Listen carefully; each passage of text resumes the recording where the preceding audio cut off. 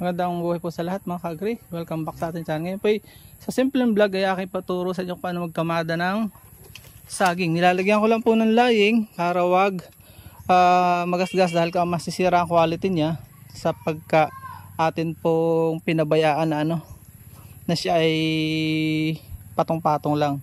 So lalagyan ko po ng laying at dediretso na po tayo.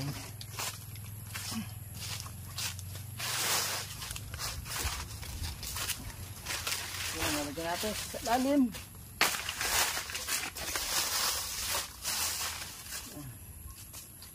Paigahin lang po natin yung kanyang dagta ng ilang minuto para hindi siya makakapekto po yun sa kanyang quality. Pahiga po ang pagkakamada. Pahiga. Palit ba reject sa inyo? Yung reject ay tatago ko na. Kakainin lang po yung reject. Tapos lalagyan ulit.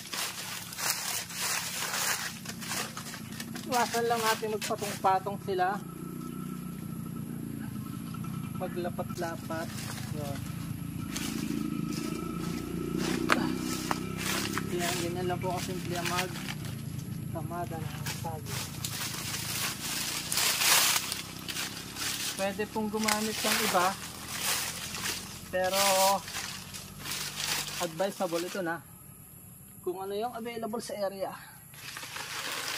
Saging, kamada ng saging.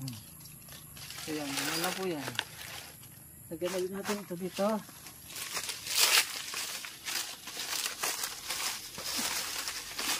Yan.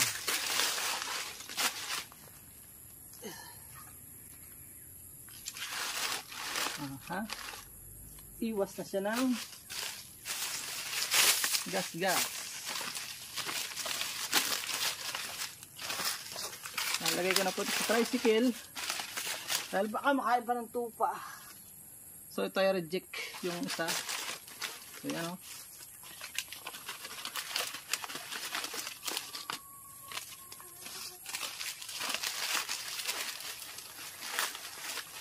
Yan. Ito pangkain na lang to. Reject to. Pangkain. Ito pa ng saging.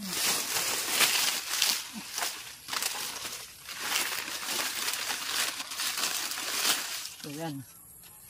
Ganyan lang. So hope may natutunan kayo. Kahit maiksi lang po ang ating video. Gandang tingnan no. So yan, ganyan lang po ang pagkakamada ng saging. Kahit ano pong saging, ganyan ginagawa namin. May kakulangan po tayo sa vlog. Bahala na po kayo mag-comment kung ano yung style ninyo. Kanya-kanyang style po yan sa pagsasaka. Paalam mo na po. Naway may natutunan kayo. Please support all Filipino vloggers. Pakita natin sa mundo. Nagkakaisang lahing Pilipino. Paalam mo na po. Ayun, hanggang dito na lang po ang ating munting vlogs. Nawa po kayo nag-enjoy at pinatutunan kahit konti mula sa inyong lingkod.